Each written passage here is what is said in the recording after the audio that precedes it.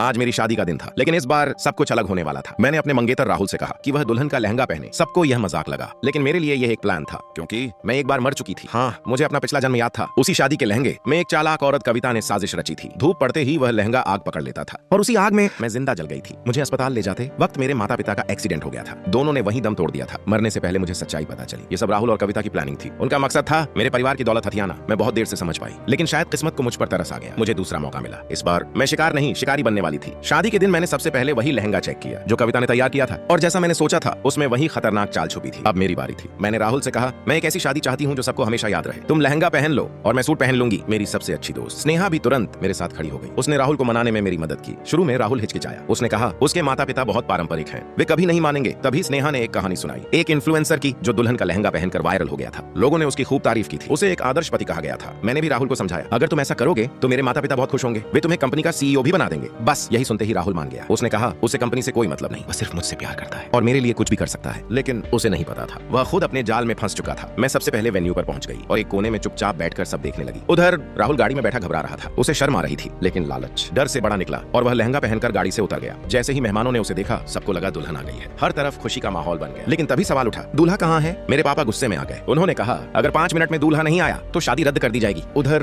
कविता चुपचाप खड़ी मुस्कुरा रही थी। उसे लग रहा था कि उसका प्लान सफल हो जाएगा, लेकिन उसे नहीं पता था कि मैं पहले से ही वहां मौजूद हूँ। मैं हर चीज पर नजर रख रही थी। जैसे ही सूरज की रोशनी तेज हुई, वैसा ही हुआ जैसा पहले हुआ था। लहंगा अचानक आग पकड़ने लगा। चारों तरफ अफरा तफरी मच गई। लोग चिल्लाने लगे। मेरे माता पिता तुरंत आगे बढ़े। उन्होंने आग बुझाने की कोशिश की। तभी कविता ने मौका देखकर उस पर रेड वाइन फेंक दी। पापा ने उसे पकड़ लिया और सवाल किया, लेकिन उसने तुरंत झूठ बोल दिया। तभी आग बुझ गई और मुझे समझ आ गया, अब सच सामने लाने का वक्त आ गया है। मैं धीरे धीरे आगे बढ़ी। सबकी नजरें मेरी तरफ मुड़ गई। मैंने अपने माता पिता को नमस्ते किया। जैसे ही कविता ने मुझे देखा, उसके चेहरे का रंग उड़ गया। वह सन्न रह गई और जब उसे समझ आया कि लहंगे में कौन था, तो उसकी दुनिया ही हिल गई।